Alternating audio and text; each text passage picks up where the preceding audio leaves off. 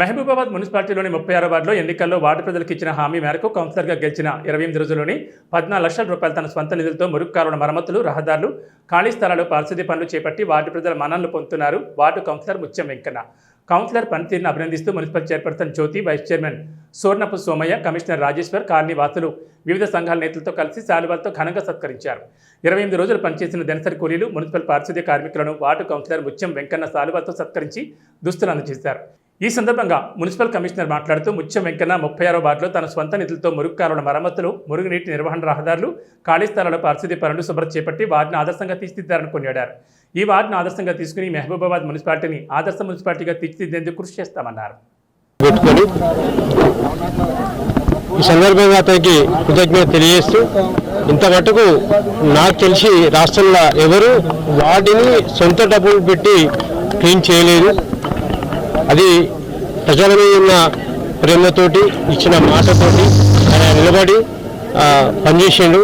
నాకు తోడ్పాటు అందించినటువంటి ప్రతి పని నేనే ప్రతి ఒక్కరు ముఖ్యంగా భావించి నాకు సహకరించిన నా టీం సభ్యులందరికీ వారికి ప్రాధాన్యత తెలుపుకుంటూ, ఈరోజు ముఖ్యంగా ఈ సమావేశం ఎందుకు పెట్టినామంటే, నేను గత 45 డేస్ కింద ఏదైతే నేను మాట ఇచ్చినో ఎలక్షన్లు నిలబడ్డప్పుడు నన్ను కనుక గెలిపించినట్టయితే నేను ఇక్కడున్న పరిస్థితులు చూస్తే డ్రైన్లు సరిగా లేవు, ప్లస్ చెట్లు అన్ని ఓపెన్ ప్లాట్లో చెట్లు బాగా పెరిగిపోయి పందులు, కోతులు, కుక్కల పెరుగులు చాలా ఉన్నాయి, చాలా దోమలు.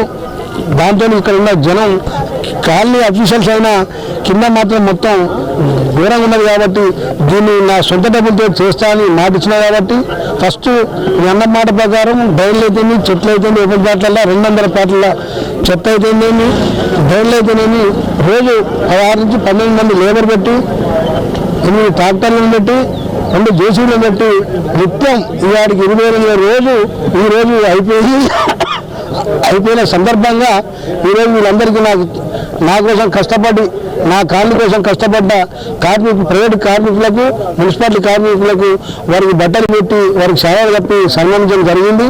వారికి జన్మలా నేను రుణపడి ఉంటా. ఎందుకంటే వాళ్ళ కష్టం వర్ణాతీతం, ఆ సేవ ఎవరు చేయలేంది. మనం పోయే మనం ఉంటారు వాళ్ళు తీసేటోళ్ళు. ఈ రోజుల్లో వాళ్ళకి ఎంత పేరుగా నుండి వాళ్ళు ఈ రోజుల్లో అది తీస్తారంటే నా మనసు చలించిపోయింది. వారికి వాళ్ళ పాదాలకు నేను నమస్కరించుకుంటూ వాళ్ళకి సన్మానం చేయడం